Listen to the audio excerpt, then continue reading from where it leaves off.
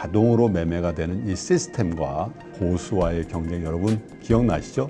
실제로 이제 투자를 하시는데 리얼한 얘기를. 제가 단기 매매로 이제 초창기에 좀 성공을 해보고 데이 트레이딩 같은 기술 매매를 사람은 한번 이래 손절하고 나면 그 종목을 다시 사기가 상당히. 근데 기계는 하거든요. 그래서 매매를 냉정하게 함으로써 수익의 영역이 분명히 있습니다. 자, 키움증권 고객 여러분, 그리고 채널 K 시청자 여러분, 그리고 전국의 우리 주식 투자자 여러분, 처음으로 이 스튜디오에서 인사드립니다. 3프로TV 진행하고 있는 김프로 저 김노환입니다. 코로나19가 우리 곁에 온 지 벌써 1년 반 가까이 흘렀고요. 여러분 생생하게 기억하시겠습니다마는 작년 3월부터 이 촉발된 이 동학개미 운동이라는 게 정말로 우리 금융시장, 우리 주식시장의 판세 자체를 바꾸고 있죠. 우리 투자자 여러분들도 이 채널K 같은 좋은 컨텐츠를 보고 들으시면서 굉장히 고양된 투자 실력으로 외국인 투자자 그리고 기관 투자가들과 정말 당당하게 수익률 경쟁을 하고 있는데, 사실은요 우리 곁에 또 하나의 경쟁자가 들어오고 있습니다. 바로 AI라고 하는 경쟁자가 이 투자의 세상에서 인간과 또 경쟁하게 됩니다. 그래서 오늘 AI와 인간, 투자를 만나다는 특별한 순서로 여러분께 인사를 드릴 텐데요.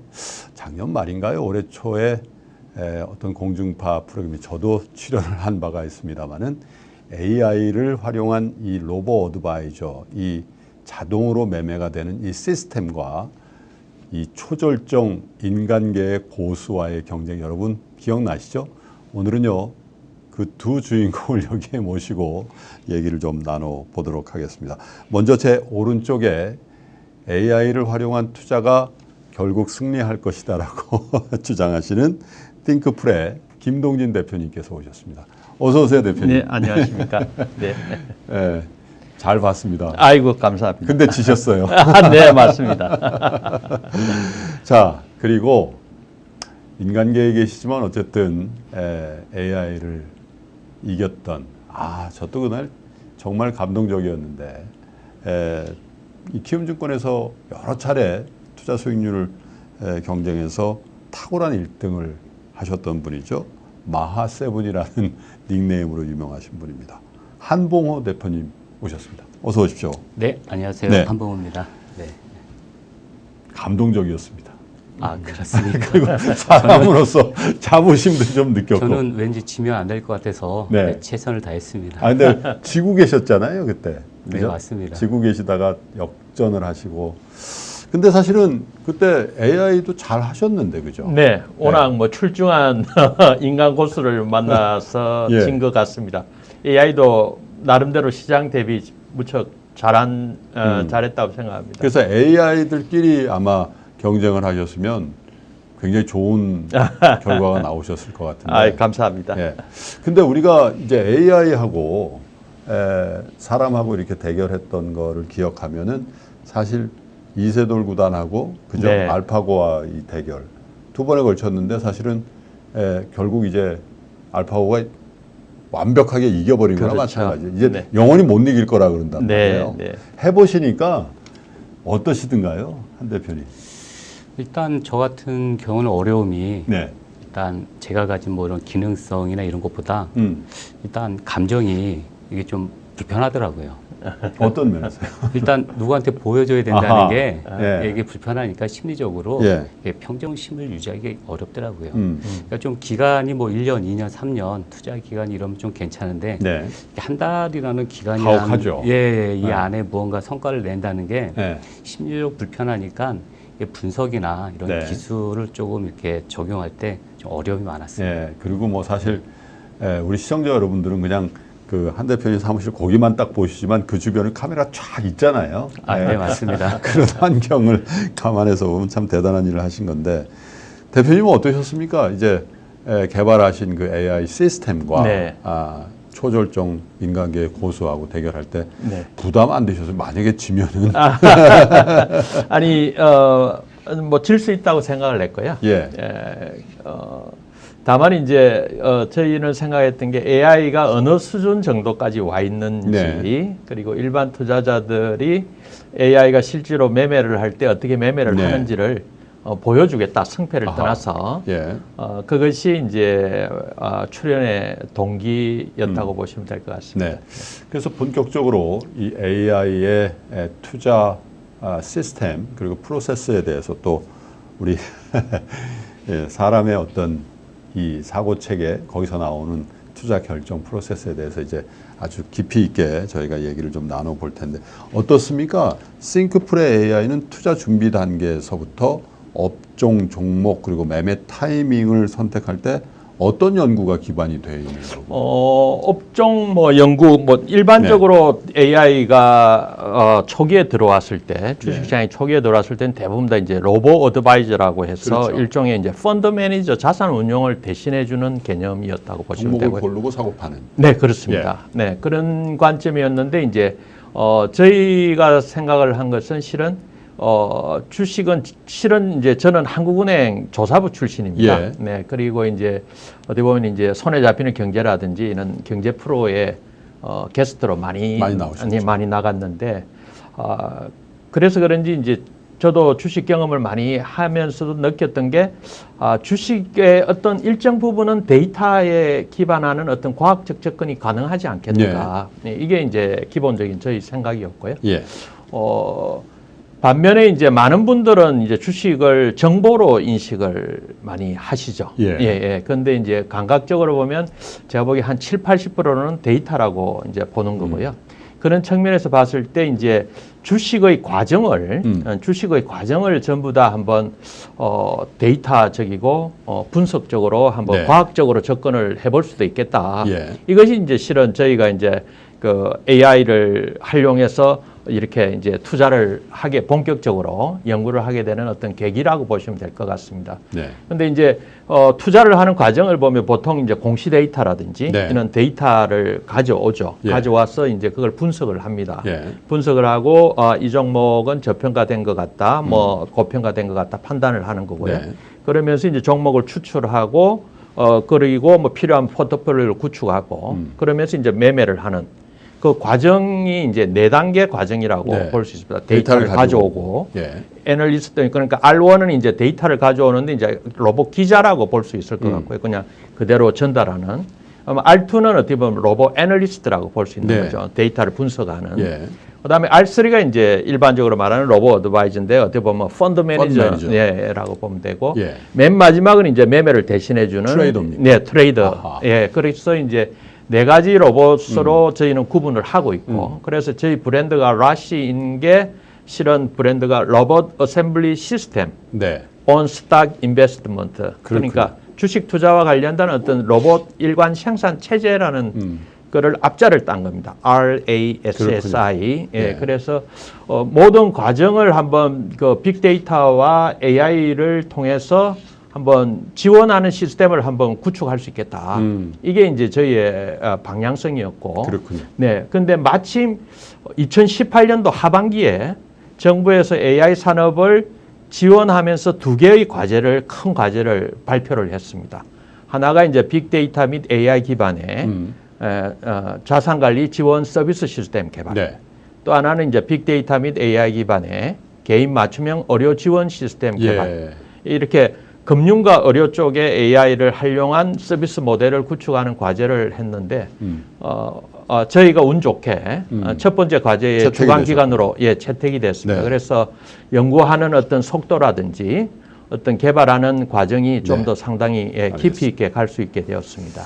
일단 그 싱크플레이 AI는 어쨌든 4단계의 다른 기능을 가진 AI가 어셈블의 형태로 상호 이제 조화롭게 일을 하고 있는 그런 시스템인데 한봉호 대표님은 이런 거 잘 생각 안 하시죠? 그냥 유기체니까 인간 유기체니까 그냥 한번 들어오면 그냥 어떤 그 잘 모르겠어요. 근데 다른 분보다는 어쨌든 탁월하시니까.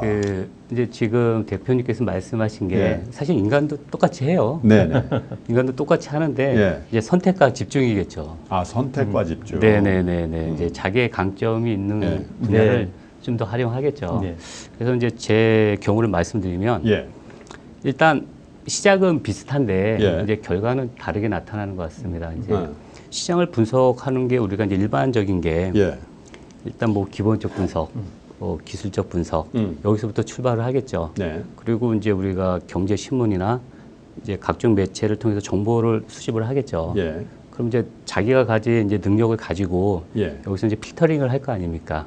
그래서 이제 성향에 따라서 이제 우량주가 좋은 사람 우량주, 예. 테마주가 좋은 사람 테마주. 네. 난 야 이런 것도 귀찮다. 나는 이렇게 딱 보니까 그냥 움직이는 게 보여. 그래서 난 여기서 사서 여기서 팔래.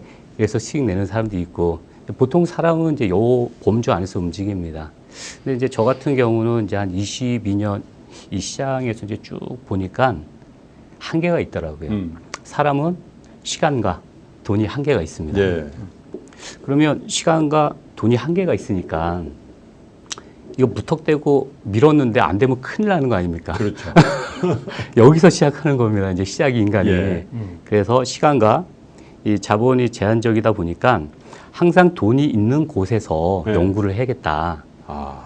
이제 시작이 여기서 되는 겁니다. 고수익을 얻기 위해서는. 예. 이제 그렇다는 것은 이 우리나라 지금 경기 순환 사이클이 예. 제11 순환기에 있는데 예. 이 경기라는 것도 이렇게 변동 한 번 하면 1순환기가 지나는 거 아닙니까? 그러니까 이제 11번이 있었다는 얘기예요. 그럼 상승기에는 주가가 같이 상승하고 하락기에는 같이 조정하니까 예. 이제 큰 그림 속에서는 이제 이런 경기 사이클도 알아야 되고 예. 그러다 보니까 이제 경제 상황 같은 거는 기본적으로 알아야겠죠.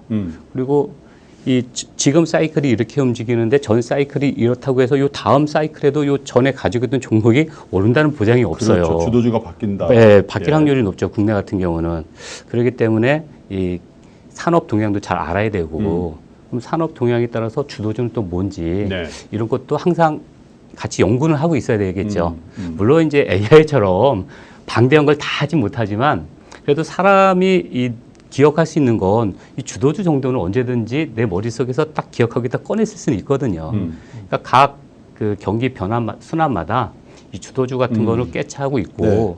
그리고 앞으로 그럼 또 앞으로는 경기가 좋을 것인지 나쁠 것인지를 또 판단을 해야겠죠. 그렇죠. 그래서 좋으면 과연 이전 사이클에서 수혜주였던 업종 주도주가 이 다음 사이클에도 유효할 것인가 이런 것도 이제 저희가 봐야 되는 건데 기본적으로. 이거를 네. 이제 제가 하는 건 아니고 이런 거는 이제 각종 분야의 애널리스트 분이라든가 전문가들이 이제 이렇게 리포트가 나오면 네. 그런 리포트를 보면서 경기가 돌아가는 걸 보면서 이제 판단을 합니다. 개인은.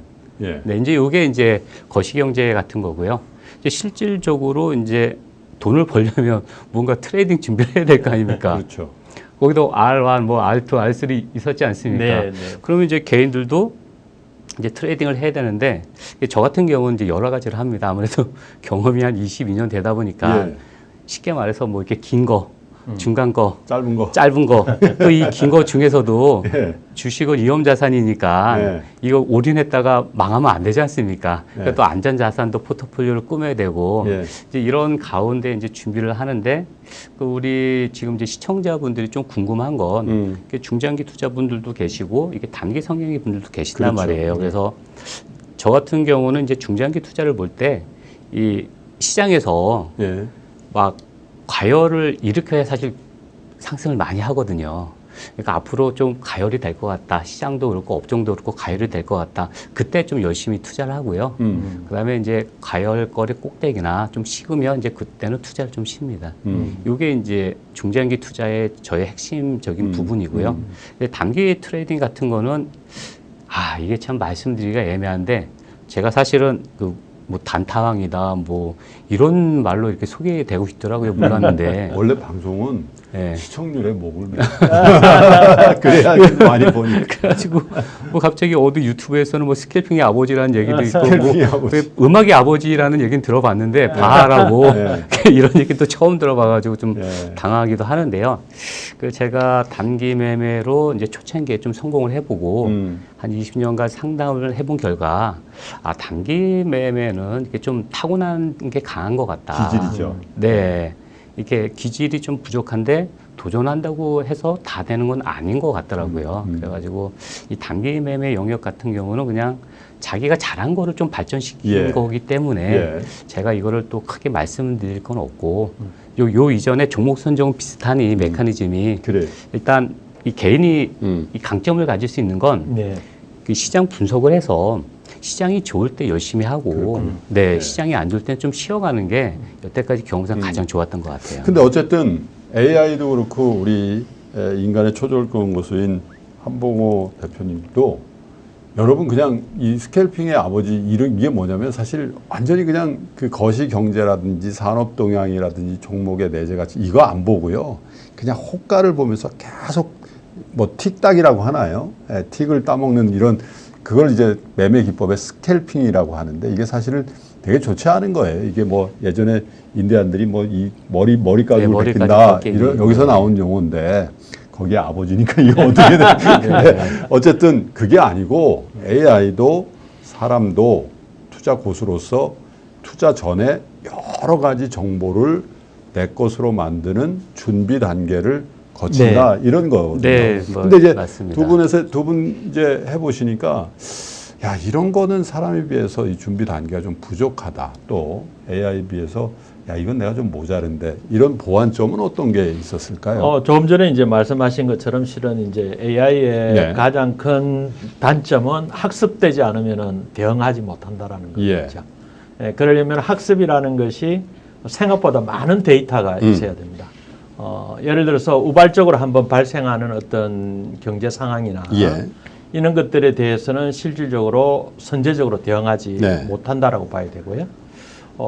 반면에 이제 그런 부분을 이제 보완할 수 있는 부분들이 뭐가 있을까라는 거를 예. 이제 저희 나름대로 생각은 많이 하는데 그거는 뭐 차츰 말씀드리도록 하고 어쨌든 인간에 비해서 어쨌든 순발력과 네. 그 일시적으로 발생하는 어떤 그런 경우에 대해서 민첩하게 대응하지 못하는 것이 네. AI의 가장 큰 약점이라고 봐야 될 것 같습니다. 그렇군요. 네.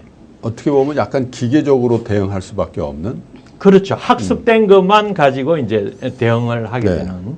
근데 반대로 이제 사람은 훨씬 더 융통성이 있고 상황에 적응을 있게 하는데 그게 자의성이란 말이에요. 근데 그 자의성이 잘 풀리면은 훨씬 좋은 결과가 나오는데 그렇지 않고 반대로 가면 이제 폭망하는. 네, 맞습니다. 그죠? 네, 선택을 잘해야겠죠. 어떻습니까? 네. 어떤 그 기계에 비해서 AI에 비해서 그- 어떤 단점이 있어요? 사실 그 사람의 강점이라는 게 잘하면 잘한 거고 잘못된 거 잘못하면 잘못한 거겠죠. 그렇죠. 근데 이 우리나라 주식 시장에서 예. 이 사람의 강점이 뭐다라고 일단 제가 이렇게 단정적으로 일단 말씀드리기 어려운 건 예. 많은 분들이 성공을 했어야 되는데 음. 사실 많은 분들이 성공을 못 했어요. 그렇죠. 그러다 보니까 일단 자료가 작을 수밖에 없고 그래서 제 주관적으로 일단 사람이 좀 우수한 게 지금 측면에서 말씀을 드리면 그 시대가 빠르게 변합니다. 이게 빠르게 변하는데 이 정치와 경제는 요즘 뛸 수가 없거든요. 네. 그러면 요즘 경제 정책은 다 정치권에서 나옵니다. 그렇죠. 뭐 부동산도 다 예. 정치권에서 나오고 금리도 제로 금리까지 와가지고 경제 시스템 자체적으로 할 수 있는 것도 없고 예. 그러다 보니까 이제 최근에 이제 정책적으로 발표된 게 뭐 뉴딜 정책, 그린 뉴딜 정책 그리고 그 이전에 가서는 이제 정권이 바뀌면서 뭐 탈원전 뭐 이런 것들이 사실 주식시장에 크게 영향을 주는 것들이거든요. 그러면은 이제 AI는 이런 거를 이제 없었던 것, 네. 새로운 거니까 또 학습을 해야 되지만 이 사람들은 이걸 가지고 어떻게 접근할 수 있냐면요. 아, 어디는 악재가 되고 어디는 호재가 되겠다 이런 게 있거든요. 네. 만약에 탈원전을 예로 들면 그러면 원전을 중심으로 이렇게 이루어지는 기업은 좀 어렵겠다 주가가. 그렇겠네요. 예. 그러면 주주라면 매도를 해야겠죠. 예를 들면 두산중공업 이런 네, 거. 매도를 해야 되고 만약에 또 정부에서 크게 몇십 조를 들여서 그 일자리도 필요하고 하니까 뉴딜 정책을 핀다. 네. 탄소 제로 해가지고. 근데 좀 아는 사람들은 사실은 이제 여기서 문제가 발생하는 게요. 이 시장이 이미 돈이 될 것 같았으면 예. 민간에서 이미 다 했을 겁니다. 근데 어느 정도 한계가 있기 때문에 못했다고 생각을 해요. 근데 신문에 크게 뉴딜 정책이 나왔다고 해서 사실 또 테마주가 많이 일어났고 작년 같은 경우 그렇죠. 많은 사람이 들어간 걸로 알고 있거든요. 근데 대부분 결과가 좋지 않거든요. 그러니까 여기서 또 문제가 인간끼리도 누구는 이걸 좋게 보고 누구 또 이걸 나쁘게 네. 좋지 않게 봐가지고 누구는 수익을 지키고 누구는 수익이 내려갔고 이제 이런 또 상반된 결과가 나오기도 하거든요. 그렇죠. 그래서 만약에 돈 버는 입장에서 이렇게 만약에 수익이 나는 입장에서 본다 그러면 좀 학습 효과를 잘하면 이 이후에 있을 새로운 것들도 결국은 주식을 사야 되느냐 팔아야 되느냐 요 두 가지 측면에서 보기 때문에 네. 예, 상황만 바뀌었지 예, 결과는 뭐 이렇게 좋게 나올 수 있다. 그렇군요. 예, 좀 말이 좀 어렵긴 하지만 이해가 돼요. 네, 이게 네. 없었던 일을 자꾸 얘기를 해야 되니까 네. 이게 진짜 잘하고 못하는 거가 어떻게 보면 학습의 결과로 나온다. 이제 AI는 그런데 사실 사람의 경우에는 그때 당시의 컨디션 그리고 본인의 어떤 역사, 그죠? 네, 본인의 맞습니다. 어떤 상황에 대한 인식 이런 게 다 사실 어떻게 보면 본인의 역사가 만들어내는 거니까 그런 부분이 사실 어떻게 보면 이 퍼포먼스하고 연계성을 어떻게 갖는지에 대해서 사실 저도 잘 모르겠더라고요. 이게 네. 이렇게 해서 좀 수익 난 분들이 많아야 되는데 네. 이게 소수기 때문에 맞아요. 좀 알려진 것도 없고 네. 그래서 이제 그 수익 잘 나시는 분들은 네. 이제 역사적으로 어떤 일이 벌어지면 네. 이제 이게 호재가 될 것이다, 악재가 될 것이다를 빨리 캐치를 하는 거죠.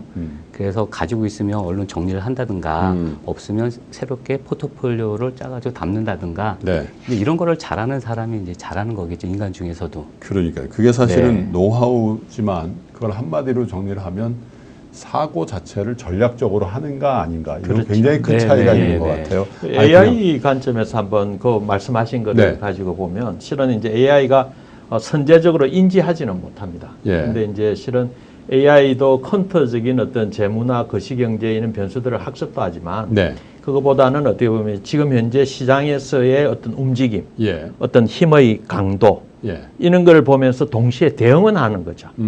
예, 대응의 부분에 있어서는 종합적으로 어떤 이유 때문에 어떤 움직임이 나타나는지는 모르지만 네. 예를 들어서 두산중공업의 어떤 매도세가 세다. 예. 라고 하면 그건 인지하는 거죠.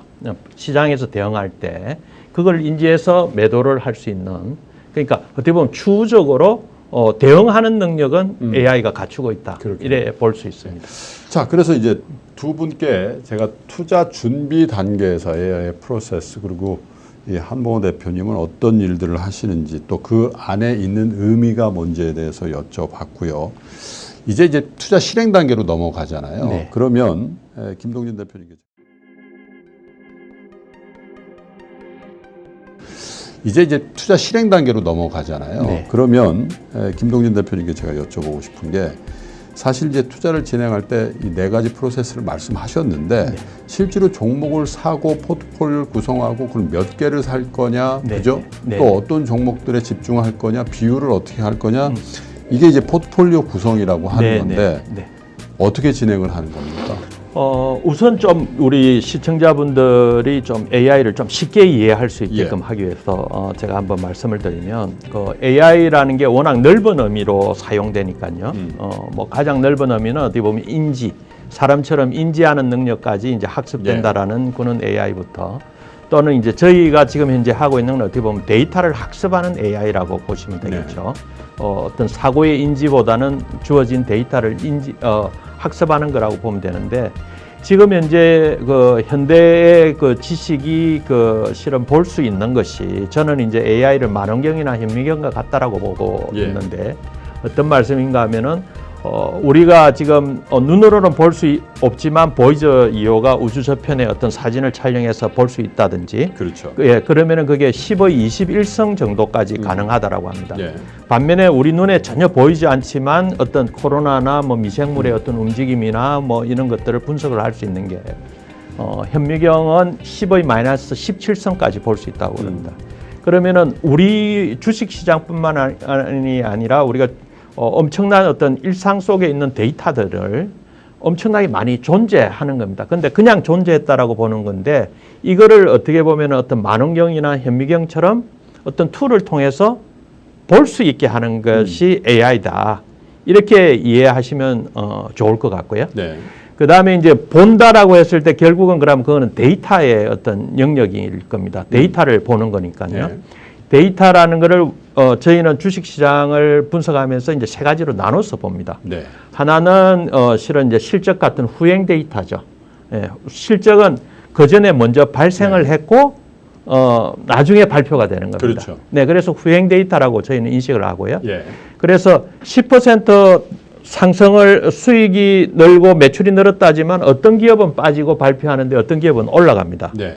그런 것은 이제 저희가 생각할 때는 10%가 먼저 빠지는 거는 선행한 어떤 주가가 선행을 했다라고 보는 네. 거고요. 그런 게 대부분 보면 애널리스트들이 분석하고 기관들이 먼저 매매를 해가지고 주가가 먼저 움직였던 영역이고 네. 또 한 1,500개는 이제 전혀 그렇지 않은 영역에서 수익이 발생을 하면 주가가 움직여지는. 네. 그래서 어떻게 보면 이 후행 데이터는 양쪽을 나눠서 봐야 되는 그렇겠네요. 그런 부분이고요. 또 두 번째는 이제 동행 데이터는 시장에서 움직이는 어떤 데이터입니다. 뭐 거래량이라든지 가격이라든지 또는 외국인이 사고 있느냐, 네. 기관이 사고 있느냐라는 그런 수급상. 수급상까지. 그거는 이제 시장과 연결되는 어떤 동행 데이터인데 한 가지 제가 우리 시청자분들한테 팁으로 한 말씀을 드리면 의외로 기관과 외국인이 상투에서도 많이 삽니다. 예. 그래서 의외 아닙니다. 맞습니까? 작년 3월 달에 그 4만 원대 삼성전자 다 판 게 외국인 투자자 아니에요? 바닥에서 엄청 그러니까 팔았잖아요. 거꾸로 매매를 의외로 네. 많이 하는데 그래서 이제 일반 투자자들이 쉽게 그냥 기관이나 외국인을 따라하면 수익이 날 거라고 생각을 하는데 좀 어떻게 보면 맞지 않는 예. 겁니다. 그래서 기관이나 외국인이 특히 외국인인데 주가가 움직일 때 초기에 그걸 파악하고 따라 사는 거는 저는 뭐 권해도 된다고 보고요. 그런데 어느 정도 시세가 난 상태에서 기관이나 외국인이 산다라고 해서 따라 사면 낭패를 볼 확률도 무척 높다. 그는 어떤 데이터의 어떤 이런 해석의 부분이겠죠. 네. 그다음에 마지막이 이제 예를 들면은 선박 운임 지수라든지 디램 가격의 어떤 변화라든지 이런 또는 몇 년 전에 허니버터 칩의 어떤 판매고라든지 네. 이런 것들이 어떻게 보면 주가에 선행하는 어떤 투자 선행 지표들입니다. 이 선행 지표들이 의해서 이제 주가가 움직이는 걸 예상할 수 있는 게 가장 뛰어난 저희는 이제 AI 학습 도구라고 보는데요. 네. 강세장인 경우는 그 비중을 좀 더 적극적으로 가져가고 네. 이렇게 하는 어떤 형태로 운영되고 있습니다. 일부 한보 대표님께서 말씀을 하시긴 했는데 지금 같은 맥락에서 여러 가지 데이터를 가지시고 분석하시고 또 그동안의 어떤 노하우를 가지고 실제로 이제 투자를 하시는데 포트폴리오나 그 포트폴리오의 구성의 어떤 구성비 그리고 기간은 어떻게 전략을 짜고 있어요? 지금 현재를 기준으로 말씀해 주시면 좋을 것 같습니다. 제 거를 말씀드릴까요? 아니면 가장 이상적인 걸 말씀을 드릴까요? 개인들이. 한봉호 고수님의 리얼한 얘기를. 이게 참 대한민국 주식 투자는 흑역사입니다. 예. 이건 인정하시죠? 네, 맞습니다. 왜 흑역사냐면요. 사실 개인들은 이 공부를 통해서 우리가 대학도 가고 네. 일자리도 얻고 해서 돈을 법니다. 그러니까 돈을 벌 수 있는 방법은 공부거든요. 예. 그러니까 주식도 돈 벌려고 공부를 열심히 해요. 네. 열심히 하니까 이제 준비가 다 끝난 거죠. 그렇죠. 여기 이제 준비된 게 아닙니까? 근데 이제 투자를 할 때 우리가 신문을 봐야죠, 필수적으로. 네. 신문에 정보가 많으니까. 항상 우리나라 주식시장 꼭대기에서는 사라는 얘기가 많았고, 이 가장 바닥에서는 팔으라는 얘기가 많았어요, 비관적이니까. 근데 아무리 공부를 해도 이 심리를 넘기는 쉽지 않거든요.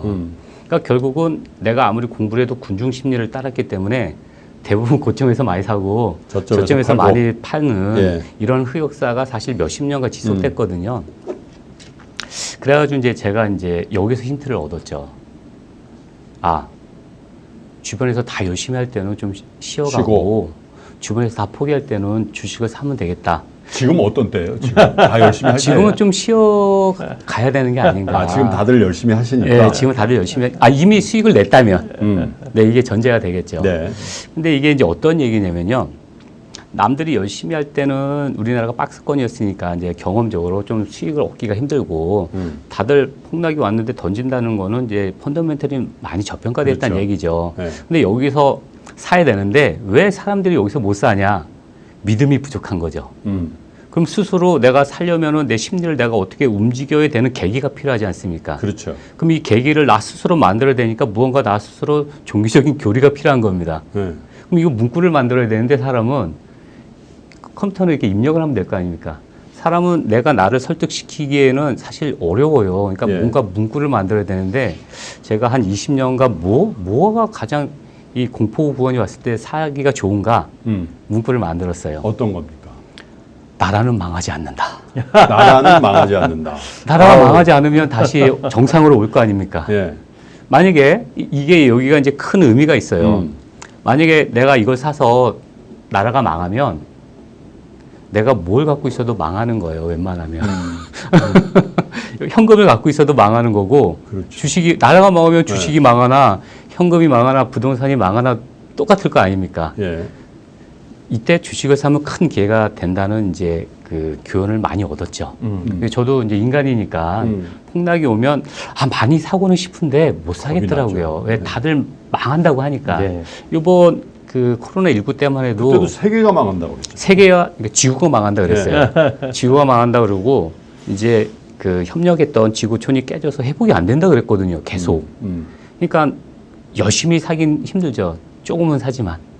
근데 이제 작년 같은 경우는 이제 예를 들면 이제 1,439포인트 정도가 바닥이었을 거예요. 맞아요. 3월 19일. 이제 미국이 연장 뭐 10%씩 계속 예. 몇 번 빠지고 그래가지고 이제 어느 증권사에서 보고서를 1,100포인트까지 간다 그랬어요. 왜요? 2008년도 금융위기 때 2,000이 900 갔거든요. 그러니까 50% 빠진다 그래서 2,200에서 1,100이면 50% 빠진다. 예. 근데 항상 그렇게 예측하면 들어가기도 하고 그러잖아요, 바닥이. 그래가지고 이제 그때 한 1,500이 무너졌을 때 지금부터 무섭지만 분할 매수를 들어가기로 제가 작정을 하고 이제 뭐 많이 가대 낙폭한 뭐 반도체, 2차 전지, 그다음에 일부 바이오주, 뭐 금융주 이렇게 이제 포트폴리오를 짜가지고 담았어요. 근데 그때 그 포트폴리오 짠 이유는 그 이전 경기에 그러니까 지금 사이클 경기가 하락으로 들어갔지 않습니까? 네. 이전 경기의 주도주가 이 다음에도 먼저 갈 확률이 높아요. 예. 왜 그러면 실적이 좀 악화됐다 그러지만 지금 당장에 뭐 살 거냐 그러면 이때밖에 기억이 나는 게 없거든요. 그렇죠. 다들 질서가 없고 무질서니까. 그래서 이제 이런 거 위주로 먼저 담는 거죠. 이제 경기 사이클이 이제 다시 상승으로 갈 것 같으면 이전 사이클의 주도주를 담고 이제 이렇게 이제 순서가 되는 겁니다. 그래서 이제 이런 종목 위주로 담았다가 이제 분할 매수를 이제 제가 총량 금액을 정해놨을 거 아닙니까? 그래가지고 이제 10분의 2를 두 번에 걸쳐서 샀어요. 그리고 이제 나머지 이제 한 80%는 혹시라도 1,100포인트까지 가면 이때까지 살 생각으로 80%를 남겨두고 이 바닥이라는 게 뭐 금방 나오는 게 아니라 시간이 좀 걸리지 않습니까? 이게 그렇죠. 악재라는 게 한순간에 가지죠. 사라지는 건 아니거든요. 그래서 계속 10번 정도 살 생각으로 있었는데 금방 올라간 거예요. 이 금방 올라간 게 그때 당시 나온 얘기가 그거예요. 경험이 돈이 되지 않는 세상이라는 유행이 작년에 잠깐 돌았었어요. 바닥이 금방 나오고 올라가 버린 거예요. V자형이 되죠. 예, 조정 없이. 예. 그럼 지구촌이 망한다 그랬는데 이렇게 나올 이유가 없거든요. 그래가지고 저 같은 경우도 이 10번 사야 될 거 2번밖에 못 담았고 그러다 보니까 좀 인간적으로 허하죠. 왜 그러면 기대 수익률이라는 게 있는데 이제 그랬는데 금방 1,900포인트, 2,000포인트 간 거예요. 그래가지고 비중도 다 못 담았고 단기간에 수익은 크고 그래서 그때 당시 또 이제 인간이니까 또 신문을 봐야 되지 않습니까? 이게 보니까 이 V자 반등을 잘 맞췄던 전문가 몇 분이 예. 이제 1900, 2000에서는 또 어쩌서 하락이 한번 온다는 거예요. W자 온다 그랬잖아요. 예, 그러니까요. 그러니까 제가 잔뜩 담았으면 일부만 정리하고 예. 다시 뭐 뭔가 또 작전을 짰을 텐데 다 못 담은 상태에서 예. 수익률도 크고 또 빠진다 그러니까 이제 다 팔아버린 거예요. 1900대에서. 어허. 그 2번밖에 안 담은 걸. 예. 네. 이제 이게 이제 위험 자산을 제가 작년에 이렇게 투자를 하고 있었고요. 근데 이게 경험이 득이 되지 않았다라는 게 사실 동학개미 운동이라는 게 처음 나왔습니다. 사실 이게 처음 나왔고 개인이 주도한 시장은 역사적으로 없습니다. 없었죠. 네.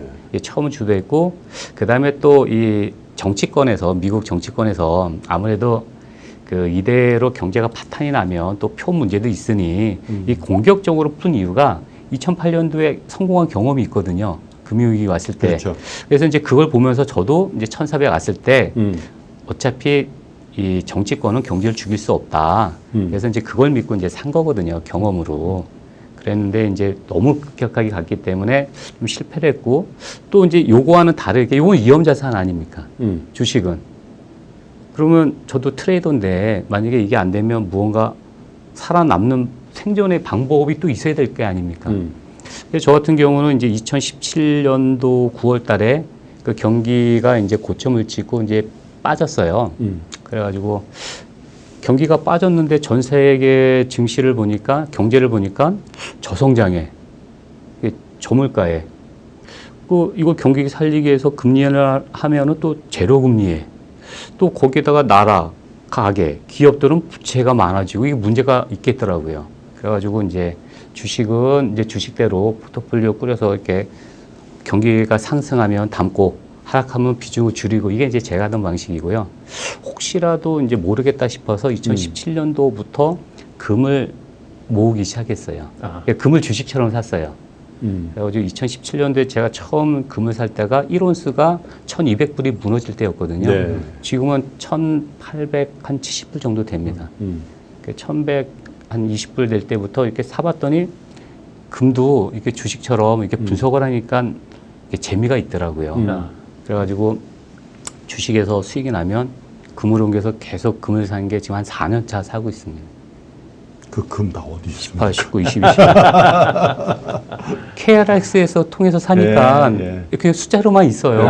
주식처럼 예탁원에 가는 것처럼 금도 그런 개념이고요. 그래서 사실 이게 이제 여기서 이제 정리를 해드리면 이 대한민국 증시 각오를 기준으로 제가 이렇게 말씀을 드린다 그러면 먼저 이렇게 포트폴리오를 담기 전에 이 경기 확인을 하는 게 먼저인 것 같고 거시적인 경기를 그래서 내가 주식을 살 때 이 동기라는 게 있는 거 아닙니까? 아, 이제 앞으로 경기가 좋아질 거니까 산다. 아니면 앞으로는 모르지만 경기가 너무 많이 주식이 너무 많이 빠졌으니까 산다. 이런 동기가 있을 거 아닙니까? 네. 인간은 이런 동기를 가지고 무언가 포트폴리오 꾸며서 매수를 담는데 진행 중에 이게 어긋나면 사실 비중 조정이나 나와야 되거든요. 사실 이거를 하시는 분들이 거의 없어요. 그래서 저는 좀 불행이 됐다고 생각합니다. 대한민국 투자자들이. 몇 종목이나 요즘 같은 때는 몇 종목 정도를 보유하고 계세요? 아까 이제 우리 좋은 말씀을 해주셨어요. 네. 우리 이제 대표님께서 이 먼저 분석이 된 것들은 먼저 올라와 가지고 이미 먹을 게 없고 이렇게 말씀을 한번 하셨거든요. 네. 저 같은 경우도 이제 요게 이제 BBIG입니다. 일부 금융주하고. 네. 그래서 이런 종목이 이미 10%에서 막 30%까지 빠진 종목들이 있어요. 네. 사실은 먼저 이런 종목들을 담게 되죠. 먼저 반등을 할 때는 이런 종목이 먼저 가니까 외국인 기관이 들어오거든요. 그러면 사실은 한 5종목 정도로 저는 이렇게 포트폴리오 꾸밉니다. 종목을. 네네네. 너무 많으면 의미가 없는 게요. 그러면 그냥 ETF 사면 돼요. 시장 수익률 나오죠. 네네네. 거기다가 레버리지 사면은 더 몇 배가 더 나오거든요. 그러니까 제가 이제 분석이 된 종목 위주로 한 5종목. 네네네. 현금하고 주식 보유 비중은 어떻습니까, 현재? 지금 같은 경우는 이 현금 비중이 훨씬 높죠. 현금 비중. 왜 그러면 만약에 우리나라가 이제 3,200포인트에서 지금 계속 저항을 부딪히고 못 가고 있지 않습니까? 맞고 떨어지고 있죠. 네. 근데 이제 사실 이러한 이유가 있죠. 왜 그러면 지구가 망할 것 같으니까 무차별적으로 돈을 뿌리고 이 돈으로 올라오긴 올라왔는데 경기가 완전히 확 살아난 것도 아니고 네. 살아나고는 있는데 가열이 있고 그래서 가열을 진정시키자니 시장이 죽어버리고 그렇다고 돈이 없는 것도 아니고 이게 상승과 하락이 이게 호재악재가 같이 있거든요. 네. 그러니까 이게 결정을 못하고 있는 것 같아요. 근데 이미 시장은 또 많이 상승한 상태고 그래서 저 같은 경우는 이 현금의 비중이 훨씬 높습니다. 만약에 이제 제가 여기서 다시 주식 비중을 늘린다는 전제는 이렇습니다. 이거 말씀을 드려도 될까요? 네, 그럼. 네. 사실은 이제 금리 인하나 양적 완화를 통해서 돈을 많이 풀었지 않습니까? 그래서 결국은 이 자본시장이 구조 조정을 안 하고 올라와 버렸어요. 네. 결국은 구조 조정을 안 했으니까 부채가 많겠죠, 전반적으로. 근데 이것 때문에 최근에 이제 못 가고 있는 거거든요. 사실은 이제 갑자기 돈을 걷어들이면 어떡하나 이 불안감이 있거든요. 근데 이런 불안감이 지금 지금 벌써 두 번째예요. 이번 경험이 전에 한번 금리 인상한다니까 훅 한번 빠졌어요. 그렇죠. 그러다가 아무 일 없는 것처럼 미국에서 다시 없는 거 무마시키고 이번에 왔더니 또 인플레이션 때문에 또 금리 인상이 빨라지는 게 아닌가 하면서 또 훅 왔어요. 또 다음에 이런 식으로 해서 또 생각보다 안 빠진다 그러면 이게 내성이 생기거든요, 시장이. 이게 시나리오입니다. 예. 이 내성이 생기면서 버티면 결국은 시장이 한번 더 갈 수도 있는 거거든요. 그게 이제 지지선 역할을 해주죠. 네네네. 이제 이런 관점으로 본다면. 그래서 지금은 시장을 하방 압력을 줄 수 있는 게 그런 게 가장 하지시기 때문에 이런 게 간성이 생겨서 하방이 생기고 경직이 생기고 상승이 생긴다 그러면 다시 주식을 열심히 담을 생각입니다. 그거를 확인하고 사도 된다. 그렇죠. 확인을 해도 충분히 늦진 않죠. 알겠습니다.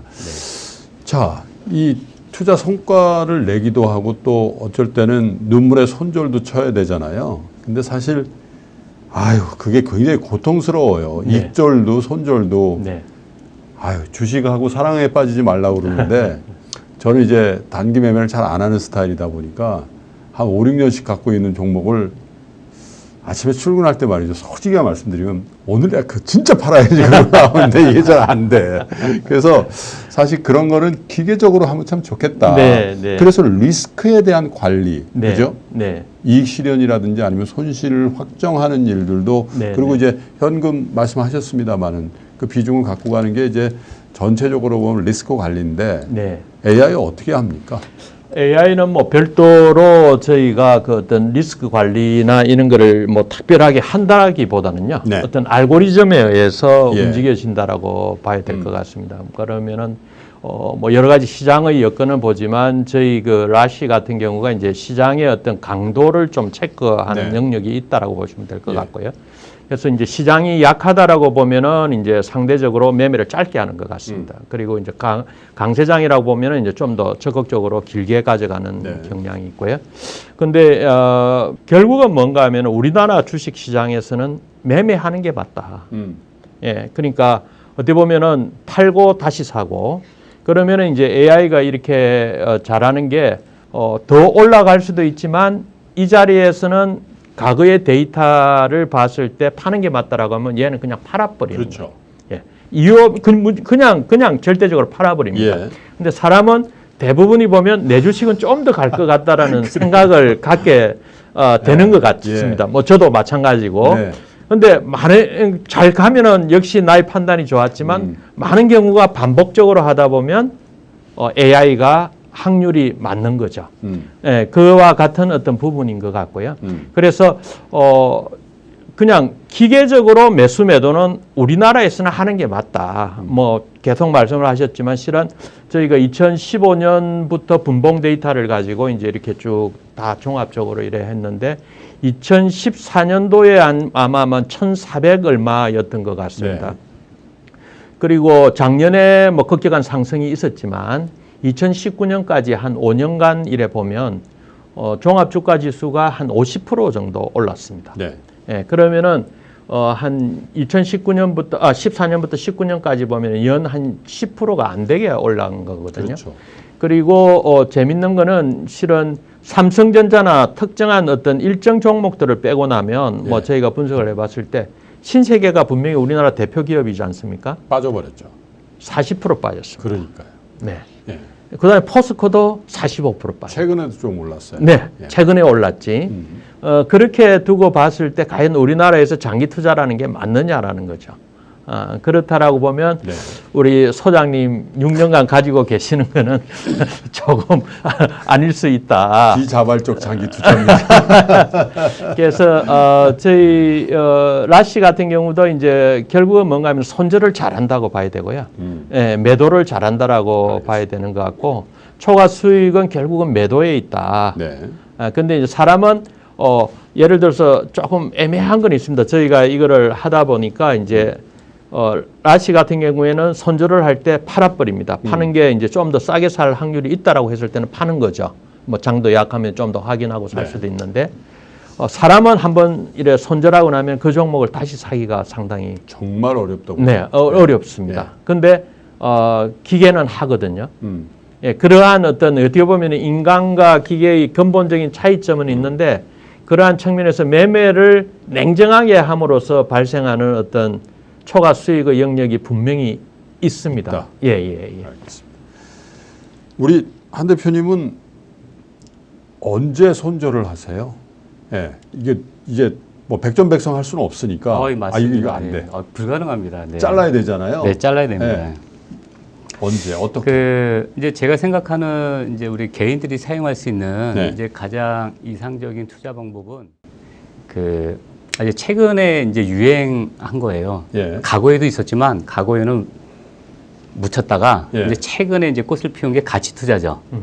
예, 최근 들어서. 예, 네. 이게 역사적으로 가치 투자가 각광받은 적이 없어요. 네. 할 만하면 죽었기 때문에. 네. 네. 제가 생각하는 가장 이상적인 건 대한민국 시장을 참고했을 때, 예. 이제 직장인이 이제 월급을 받아서, 이제 최근에 이제 문제가 이제 정기예금을 들어도 이게 정기예금 금리가 1%가 안 됩니다. 이자가 안 나오죠. 네, 이제 1%가 안 나오고, 거기다가 이제 기본적으로 물가가 급등했기 때문에 특히 부동산 같은 경우는 좀 문제가 많지 않습니까? 예.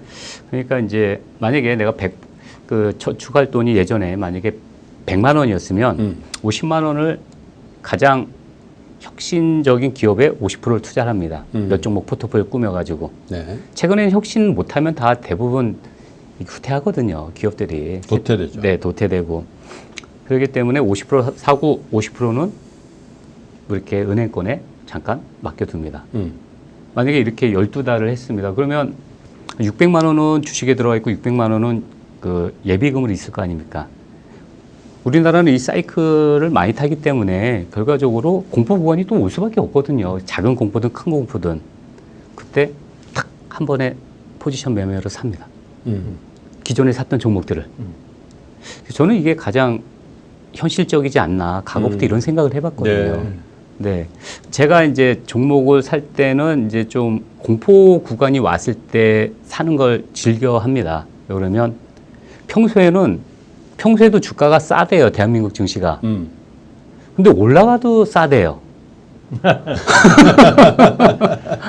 아니, 그러니까 이게 우리나라 이게 4단계가 있어요. 네. 우리나라 이제 좀 전문가라고 하는 분들이 신문에서 인터뷰를 할 때 예. 사실은 그분들의 입장도 이해를 해요. 예. 왜 그러면 원하는 답을 줘야 되니까. 그게 이제 최근 걸 해볼게요. 전에 이게 과거 대비 많이 이제 올라와 있죠. 선진국 대비 저평가돼 있다. 이건 이제 맞죠. 그리고 이제 만약에 주가가 10포인트 하락했어요. 아름다운 조정이다. 더 빠졌어요. 그럼 무슨 얘기를 할까요? 그리고 전문가분들이 여기서 이제 더 빠지면 진짜 싸다.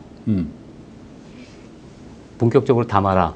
더 빠졌어요. 이제 공포 구간이죠. 네. 펀더멘털로 설명하기 어려운 시점이다. 굳이 손절만 할 필요 없다. 네. 이렇게 얘기를 해요. 이게 우리나라가 수십 년 동안 해온 얘기예요. 그러면 주식을 어느 시점에 사면 맞을까요? 공포 구간에 사는 게 제일 싸고 수익률이 좋거든요.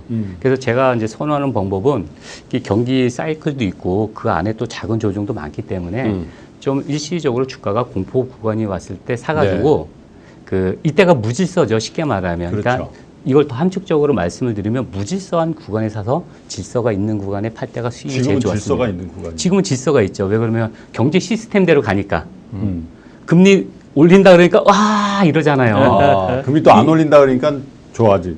이게 질서거든요. 근데 과거에는 경기 부양할 때 금리 인하를 하면 바로 주식이 살아나느냐 악재가 있기 때문에 안 살아나는 거 아닙니까? 이럴 때는 경제 시스템이 당분간 무질서가 유지되거든요.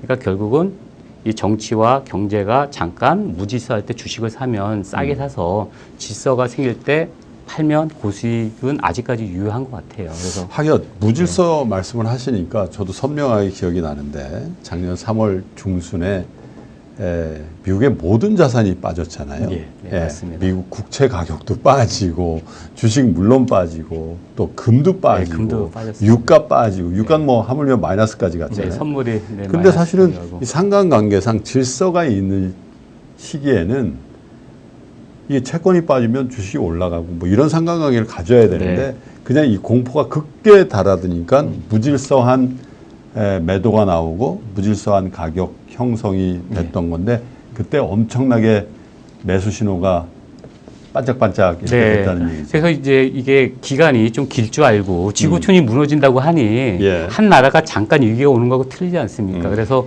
기간을 10번을 두고 했는데 2번만. 예상이 좀 빗나간 거죠. 그래서 저 같은 경우는 이제 그럴 때 이제 포지션으로 이렇게 좀 크게 남았다가 크게 나오는 걸 선호하고요. 일반적으로 이제 항상 주식을 가져가는 방식은 선호하지 않습니다. 아까 말씀하셨지만 대한민국 증시가 2008년도에 그때 2,000포인트가 넘었고 지금 3,000포인트가 넘었으니까 50% 이상 성장했거든요. 근데 사실 오른 종목이 훨씬 적어요. 대기업들 중에서. 그렇죠. 네, 그래서 좀 장기적으로 뭐 우량주를 가져간다거나 아니면 개별주, 좀 테마주나 네. 이런 좀 중소형주를 더 오래 가져간다는 건 더 복불복이 아닌가. 네, 지금 아직까지는 좀 이런 생각을 가지고 있습니다. 그렇군요. 근데 그런 말씀을 하시잖아요. 워런 버핏도 최근에 주주들에게 한 얘기를 보니까 100여 년 전에 미국에 굉장히 많은 이 자동차 업체들이 범람을 했다는 거죠. 네. 그런데 지금 사실 100여 년 자동차 역사에 최근 들어서도 이제 변혁기입니다만은 이 성장의 시기였는데도 산업은 이렇게 성장을 했는데 그 개별 종목들은 명멸해 가니까. 네. 그죠? 이게 초기 국면 중간 단계에서 어떻게 사람들이 영원히 살아남을 기업 지금 또 성장 산업이라고 하는 전기차도 그렇고 또 신재생 에너지도 그렇고 굉장히 그 산업이 끝도 없이 번성할 것 같지만 그 안에 구성하고 있는 기업들은 잘 되는 기업 일부를 제외하고는 다 또 사라져가는 거니까 종목을 고르는 게 얼마나 어려운 일인지 우리가 알 수 있을 것 같습니다. 그리고 지금 일부 이 한봉호 대표님께서는 말씀을 해주셨는데 사실은 패닉 구간에서 사고 사람들이 너무너무 탐욕적일 때 매도를 하면 좋은데 어떻습니까? AI도 그걸 반영을 하나요? 오히려 좀 거꾸로 갈 수도 있겠다는 생각이 네, 들어요. 그렇죠. 지금 말씀하신 거를 이제 듣고 이래 보면 그 아주 긴 흐름으로는 그게 맞는 것 같습니다. 인간이 하는 어떤 투자의 어떤 정석적인 측면에서는. 근데 다만 이제 그걸 실천하기가 이제 고수냐 아니냐의 부분일 겁니다. 근데 이제 일반 투자자들 입장에서는 공포스러운 상황까지 기다리기나 자금을 확보하면서 기다려낸다는 게 쉽지 않은 국면 같습니다. 그래서 저는 이제 생각을 하는 게 곰곰이 저도 한번 생각을 해봤을 때 이게 그 앞으로의 투자의 시대는 뭔지, 투자라는 개념은 과연 뭔지, AI가 생각하는 투자는 그러면 뭔지 이런 걸 한번 생각을 해봐야 될 것 같습니다. 예를 들면 옛날에 이제 우리가 학습적으로 이래 이야기를 할 때 보면은 성장주와 가치주가 양쪽으로 움직이고 성장주가 이제 상당히 이제 시장을 지배하면서 거품을 내면서 올라가다 보면 어느 정도 이제 상태에서 빠지고 가치주가 그때 올라가는 어떤 형태들을 반복하지 않습니까? 근데 2000년대 이후로는 실은 성장주 시대라고 저는 생각이 듭니다. 그렇죠. 가치주가 활성화되고 뭔가 이게 실제로 아까 말씀하신 이제 우리 한봉호 대표님 말씀하신 가치주라는 개념은 조금 다른 개념인 것 같은데 우리가 일반적으로 쓰는 어떤 자산 가치가 높은 어떤 가치주라고 봤을 때 2000년 이후로는 그렇게 각광을 받은 시기가 별로 없었던 것 같습니다. 간헐적으로 반등 구간. 네네, 간헐적으로 반등만 났지 시장을 주도한 적은 없었던 것 같습니다. 왜 그럴까라는 생각을 해보면 옛날에는 성장주라고 표현될 수 있던 주식군이 많지 않았던 것 같아요. 그런데 2000년 이후로 인터넷의 어떤 4차 산업 시대를 지나가면서 인터넷 관련주, 그 다음에 또 뭐 바이오주, 그 다음에 뭐 정보통신주, 2차 전지주, 뭐 여러 가지의 어떤 새로운 어떤 형태의 어떤 성장 산업들이 많이 생기면서 테마군들이 성장주 내에서 순환이 일어날 수 있을 정도로 많은 어떤 시장의 환경이 바뀌어 버렸다라고 보는 거고요. 그 다음에 이제 이 상황에서 이제 투자자들이 투자를 한다라고 했을 때 이제 저는 생각을 하는 게 이거는 뭐 AI의 생각이 아니고 제 생각입니다만은 결국은 주가를 움직이는 게 뭘까라고 했을 때 그것은 결국은 현재의 수익이기보다는 그는 미래의 수익일 것 같습니다. 그런데 미래의 수익이라는 건 항상 주관적이지 않습니까? 그게 미래가 정말 그렇게 수익이 날 수도 있고 안 날 수도 있고 극단적으로 수익과 전혀 상관없는 어쩌면 테마주라는 게 정치 테마주가 주가가 움직이는 겁니다. 그러면 이 주식을 사야 되는지 아니면 모르는 척 해야 되는 건지 이게 이제 판단하기가 어려운 거죠. 그래서 제가 생각을 할 때 주식시장을 일정 부분은 정석적으로 우리가 움직인다라고 하더라도 한 뭐 일정 부분은 게임하듯이 할 수밖에 없는 시대가 지금의 시대다. 예, 그런 생각이 들고요. 그 게임하듯이 한다라고 했을 때 그러면은 사람이 어떻게 거기에 민첩하게 대응할 수 있느냐. 이런 측면에서 봤을 때 어떻게 보면은 지금 시대가 AI 시대라고 우리가 만약에 이야기를 할 수 있다면 AI가 정말 똑똑할 수 있다라고 가정을 하면 AI를 스마트폰처럼 비서로 활용하는 거죠. 예, 그렇게 내가 다 공부하고 분석하고 하기는 어려울 것 같습니다. 그러면은 예를 들어서 뭐 유튜브 뭐 우리 뭐 3%도 그렇지만 참고할 만한 어떤 전문가 방송들이 많지 않습니까? 이런 분들이 말씀하시는 걸 한번 체크해 보고 그 다음에 예를 들어서 AI나 이런 쪽에 어떤 매매의 툴로서 내비게이터처럼 내가 투자하는데 활용할 수 있다라고 하면 그런 식으로 했을 때 게임을 하듯이 참여를 한다라고 하면 그래도 리스크를 줄이고 그런 대로 시장에 대응할 수 있는 이런 시대지 않을까. 예, 그래서 지금 현재 투자의 시장을 우리가 좀 약간은 4차 산업 시대의 투자 시장, 주식 투자 또는 AI 시대의 주식 투자. 그러면은 과거의 주식 시장과는 좀 많이 다를 것 같습니다. 예, 이런 측면에서 한번 시장을 한번 볼 필요도 있을 것 같다는 생각이 듭니다. 이런 말씀이시군요. 성장주의 비중이 전체 주시장에서 훨씬 커져 있다는 얘기는 그 성장이 갖고 있는 함의는 변화다. 네. 그 변화의 속도가 전보다 훨씬 가파를 텐데 전처럼 바이앤홀딩하는 그런 장기 투자 이게 영원히 없어질 건 아니나 그것만 가지고 과연 시장을 비트할 수 있겠냐 이런 문제 제기를 하신 거고 AI를 쓰시면 그런 어떤 변화된 환경에 적응력을 높일 수 있을 것이다. 그게 또 근본적인 리스크 관리의 방법이다. 이렇게 말씀을 하시는 거죠. 한마디만 더 말씀을 드리면요. 예를 들어서 AI 시대가 되고 그러면은 뭐 저희 싱크풀의 라시 같은 더 우수한 어떤 AI들이 많이 나올 수 있을 겁니다. 그러면 앞으로는 이제 AI의 각 축장이 되고 사람들은 어떤 AI를 쓰느냐에 따라서 수익들이 많이 달라질 수 있겠죠. 그런데 나타나는 현상이 어떤 걸까라고 고민을 해보면 저는 두 가지 현상이 있을 것 같습니다. 하나는 조금 전에 말씀하셨는데 장기 투자가 바람직하지 않을 수 있는 게 예를 들어서 지금 벌써 그렇습니다. 지금 주식 실적이 발표가 되면요. 과거의 펀드 매니저들이나 이런 운용이나 기관에서 분석을 하고 장기적으로 포트폴리오를 구축을 해가지고 가면은 예를 들어서 한 1개월 정도 지나면 그 실적들이 반영된다라고 가정을 하면 지금은 2, 3일이면 주가가 급등해 버립니다. 근데 주가는 올라가고 나면은 더 이상 못 가면 빠져버립니다. 그러니까 어쩌면 그 어떤 이 데이터 시대나 AI 시대에서 주가의 반응도는 상당히 빨라질 수 있다. 예, 빨라질 수 있다라는 게 제가 보기에는 하나의 특징일 수 있다라는 거고요. 그 다음에 또 하나는 뭔가 하면 정보의 비대칭이 분명히 존재했지 않습니까? 예를 들어서 기관이나 외국인에 비해서 분석 능력이나 어떤 주식에 대응하는 어떤 능력이 부족했다라고 하면 이게 이제 AI가 대신 학습을 해주기 때문에 어떻게 보면 개인들이 스마트폰을 가지고 있는 거나 비슷한 거죠. 예를 들어 스마트폰이 없을 때 개인들은 슈퍼컴퓨터를 가지고 있던 사람에 비해서 분석 능력이나 뭔가 영화를 보는데 어려움을 겪었을 겁니다. 근데 지금은 스마트폰으로 그냥 영화도 보고 다 보지 않습니까? 마찬가지로 AI가 일반화되는 시대에서는 어쩌면 일반 투자자들과 전문 지식을 가지고 있는 전문가 사이의 격차가 그다지 크지 않을 수 있다. 그 길로 우리는 가고 있다는 거죠. 네. 알겠습니다.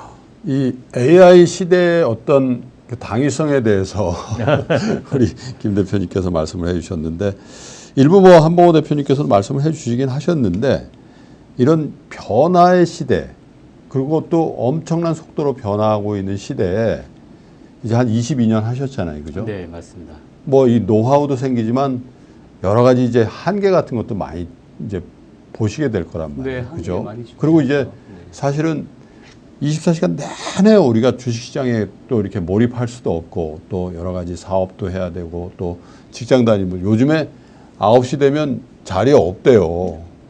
다 개장 매매한다고 화장실에 가 계시느라고 직장에서. 그래서 이게 이렇게 될 수도 없잖아요. 본인들의 본업이 있으실 텐데, 그죠? 네, 네. 그래서 우리 한봉호 대표님도 그렇고 이 사람들이 이런 급변하는 환경에 좀 어떻게 초연하게 좀 대응할 수 있을까 그런 노하우를 좀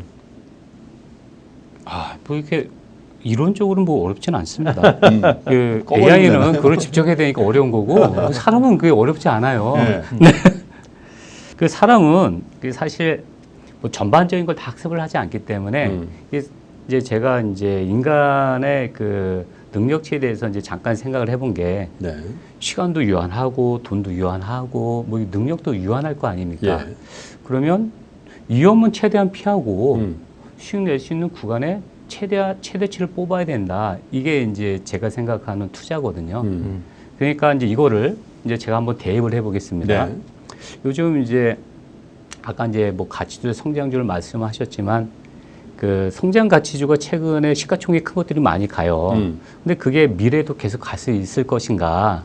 이런 게 이제 좀 의문부호가 있긴 한데 이제 가장 이상적인 투자는 평생 안 팔아도 될 주식을 사는 겁니다. 물론 의문부호는 붙습니다. 가장 좋은 건. 근데 사실 확률적으로 낮을 수도 있겠죠. 그리고 이제 주식 투자라는 게 다들 이게 좋다고 하더라도 사실 다른 걸 사거든요. 인간의 다양성이 존재하거든요. 네.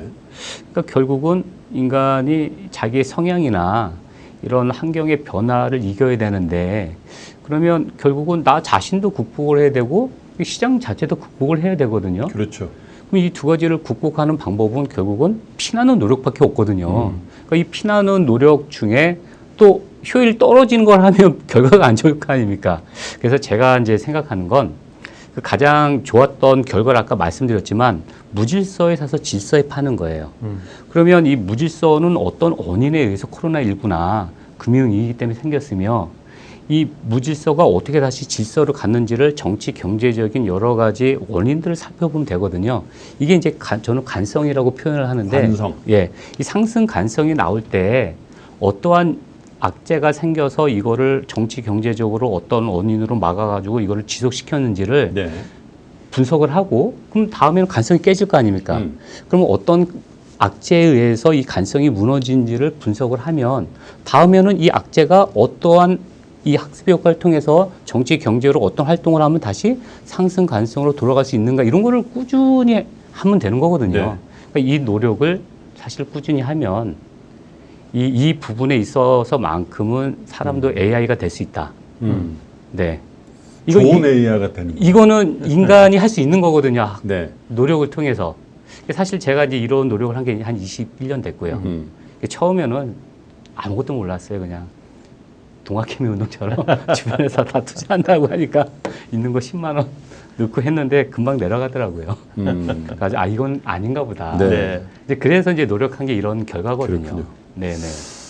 자, 우리 시청자 여러분 그리고 투자자 여러분 어떻게 보셨습니까? 여러분들은 여러분들 스스로 AI가 되시기를 추구하면서 공부와 훈련과 학습을 하시겠습니까? 아니면 나는 인간의 길로 우리 한봉호 대표님처럼 이런 초절정 고수가 되기 위해서 또 노력을 해보시겠습니까? 여러 가지 투자의 대안들이 이제 4차 산업혁명기에 굉장히 많이들 나올 거고 그런 것들이 또 이 투자의 환경을 많이 지용도를 바꿔놓을 거다. 이런 데는 대부분 다 동의를 하실 것 같습니다. 두 분께 참 좋은 말씀들을 들었는데요. 마지막으로 지금 시장에 좀 대응하기 위해서 우리 투자자 여러분들께 꼭 이거는 좀 하시라. 혹은 꼭 이것만큼은 좀 피하시라. 이런 조언을 좀 실질적인 조언을 좀 마지막으로 좀 부탁드리겠습니다. 이게 참 어려운 말씀입니다. 이제 제가 먼저 이제 저는 투자하자마자 어떤 식으로든 수익이 났거든요. 예. 그래서 제가 이제 생각한 게 그 수익을 먼저 냈으니까 이제 이거를 좀 더 연구를 해서 예. 교육을 하면 많은 사람들이 좋은 결과를 낼 것이다라고 생각을 했던 적이 있어요. 네. 2001년도에. 그랬는데 사람들한테 교육을 해본 결과 예. 이건 아니다라고 느낀 게 몇 년 가지 않았어요. 그러면 이 사람의 투자 방법이라는 게 보니까 여러 가지 영향을 받더라고요. 자기의 타고난 기질. 그래서 이거 하라 그래도 난 이거 할 거야 이런 분들이 생각보다 많아요. 쉽게 복제가 말해서 전수가 잘 안 되죠. 네, 예. 이 장기 투자를 하는 분들도 음. 우량주 가지고 계시는 분이 있고 테마주 갖고 계시는 분이 계시고 예. 이 단기 매매를 하더라도 제대로 하는 사람이 있는 반면에 못하는 사람이 있고 네. 또 거기다가 또 이렇게 받아들이는 것도 틀리고 이게 복잡한 게 있더라 이거예요. 이 주식 투자하는 데는 각 사람이 이 자질도 있고 성향도 있고 또 예. 돈의 자본금 크기도 있고 여러 가지 이게 영향을 받다 보니까 이 교육이라는 게 예. 나는 올바른 걸 제시해 줬지만 받아들인 사람은 이상하게 받아들이더라 이거예요. 그래가지고 그게 이제 21년 차가 제가 항상 고민하는 게 그런 거예요. 왜 사람들은 알려달라고 해서 알려주면 이상한 결과로 나오나 항상. 전혀 다른 결과가 나와요. 네, 항상 다른 결과가 나오기 때문에 제가 이제 어느 날 이제 고민 상담을 그만해야겠다 이런 생각을 했어요. 예. 그래서 올해부터 잠수 중입니다. 예. 예, 이제 그렇게 된 이유에는 여러 가지 이제 복잡한 게 인간이라는 거겠죠, 결국은. 네. 만약에 인간이 단순하면 기계죠. 네. 그러니까 이제 사람이겠죠. 그래서 제가 이제 전통적인 가치 투자와 이 데이 트레이딩 같은 기술 매매를 양대 축으로 말씀을 짧게 드리면 이 가치 투자라는 거는 이제 지구가 망하지 않는다는 전제하에 근데 적립식으로 하면 좋을 것 같다. 그리고 나머지 50%는 아까 말씀드렸듯이 좀 무질서가 왔던 구간에 사면 수익률이 결과적으로 나중에 좋더라. 이건 이제 경험을 통해서 이제 얻은 결과이기 때문에 가치 투자는 이런 게 좋은 것 같고 만약에 가치 투자를 뭐 최근에 보니까 뭐 20배씩 간 종목들이 있어요. 일부 종목들이. 그런 거 하나 바라보고 이렇게 사가지고 있으면 사실 안 좋은 결과가 더 높거든요. 테마주 같은 경우는. 그래서 그런 개별주를 이렇게 몰빵해서 있는 것보다는 좀 합리적인 적립식 방법이 낫더라. 이 말씀을 꼭 드리고 싶고요. 그다음에 이제 이런 기술 투자. 제가 AI랑 할 때 썼던 네네. 이런 기술 투자 사고 팔고는 사실 사고 팔고 손절매 능력이 중요한 거거든요. 그렇죠. 사고 팔고 손절매라는 게 근데 사람들은 이걸 되게 여기서 끝이라고 생각해요. 사실 살 때는 기대 수익률이 높으면 탐욕으로 가니까 눈이 이렇게 탐욕으로 이글거려요. 근데 또 사고 나서 떨어지면 이게 어떤 돈인데 하면서 이 집착이 생겨가지고 이걸 어떻게 해야 되나 막 요동이 쳐요. 그러니까 결국은 매수, 매도, 손절매라는 건 내 감정이 들어가기 때문에 네. 컨트롤이 안 된다는 거예요. 그 수많은 기술적 분석, 기본적 분석의 매매법이 있어요. 그 기술적 분석과 기본적 분석은 기본적으로 다 매수, 매도 신호가 있는 것들이에요. 네. 근데 사람들이 이걸 잘 사용하지 못하는 거는 사고 팔 때 내 심리적 감정이 들어가니까 요동치는 거거든요. 또 거기다가 또 시장이 정직하게 사게끔 해주질 않아요. 그러면 이제 여기서 이제 결과가 다 나오는 겁니다. 내가 어떠한 A 기법이 매수, 매도, 손절매가 이렇게 있으면 사실은 A 기법이라는 건 매수, 매도, 손절매에 대한 사용 설명서 같은 네. 거예요. 매매 기법이라는 건. 제가 이제 사용 설명서라고 하니까 사람들이 다 믿지를 않아요.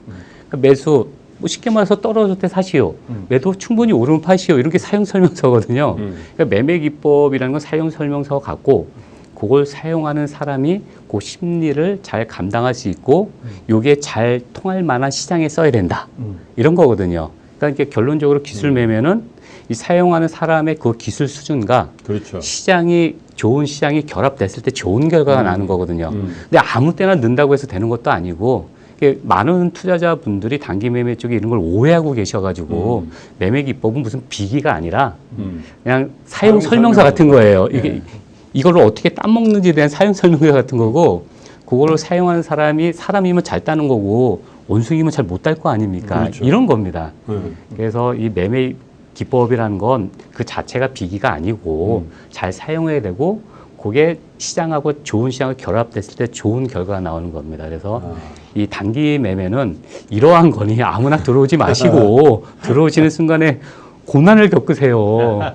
이게 매수매도 막 이게 이 심리가 계속 갈등한다 그랬지 않습니까? 그러니까 피가 끓었다가 식었다가 끓었다 식었다가 3년 하면 죽어요, 진짜로. 그래서 단기 매매는 제가 여지껏 사람들한테 20년간 한 번도 좋다고 추천해 본 적도 없습니다. 근데 어느 날 이 스캐핑의 아버지가 돼 있어가지고 제가 당황스러운 게 그런 부분이고요. 네, 이게 기술 매매라는 건 사실 그렇게 어려운 겁니다.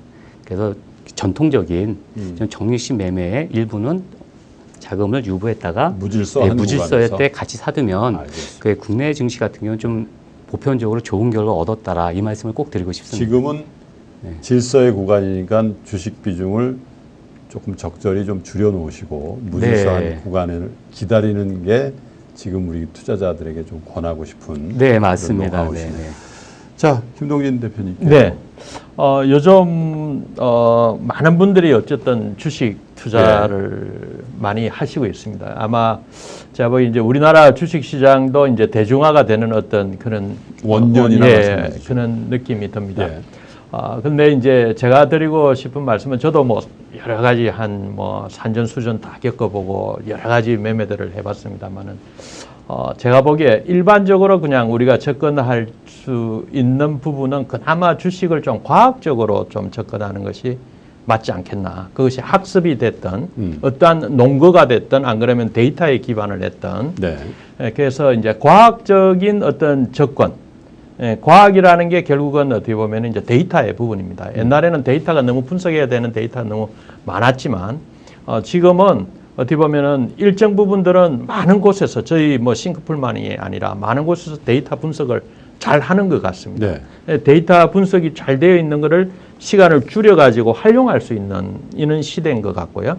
그 다음에 지금 현재 보면은 뭐 유튜브나 이런데 워낙 뭐 좋은 방송들도 많이 있고 하기 때문에 내가 연구하고 시장의 어떤 주도주 흐름이나 경제 흐름을 읽기에는 어려울 수 있지만 그런 걸 잘 이렇게 학습하면은 쉽게 좀 더 과거보다는 쉽게 좀 시장을 읽어낼 수 있는 그런 환경이 조성되어 있는 것 같습니다.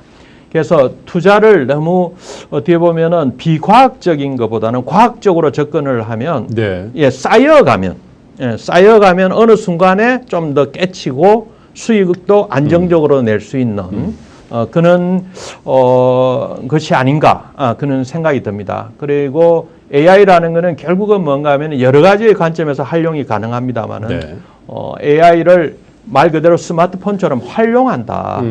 보조지표처럼 뭐 여러 가지 보조지표들이 많지 않습니까? 근데 보조지표 중에서는 AI가 가장 뛰어난 것 같아요. 제가 보기에는. 그러면은 보조지표 활용하듯이 투자를 할 때 하나의 보조지표처럼 활용해 보는 그러한 어떤 투자의 어떤 학습과 경험들을 쌓아가신다면 좋은 결과가 있지 않을까라는 생각이 듭니다. 알겠습니다. 자, 트레이더의 세계 두 번째 시간 AI와 인간이라는 주제로요. 싱크풀의 김동진 대표님 그리고 마하세븐으로 알려져 있는 유명한 트레이더시죠. 한봉호 대표님과 얘기를 나눠봤습니다. 5월 이제 하순으로 이제 접어들어서 올해도 이제 거지반 가고 있습니다. 여러분 투자가 어떠십니까? 작년 상하반기에 비해서는 굉장히 어려우시죠. 그래서 아마 키움증권에서도 또 채널K에서도 이런 순서를 만들지 않았나. 중간 점검 정도 순서가 아닌가 이런 생각을 하는데 남아있는 기간 동안 두 분의 조언 잘 새기시고요. 꼭 성공 투자하셔서 건강하시고 꼭 부자 되시기를 기원하면서 오늘의 준비된 시간을 마감하도록 하겠습니다. 두 분 감사합니다.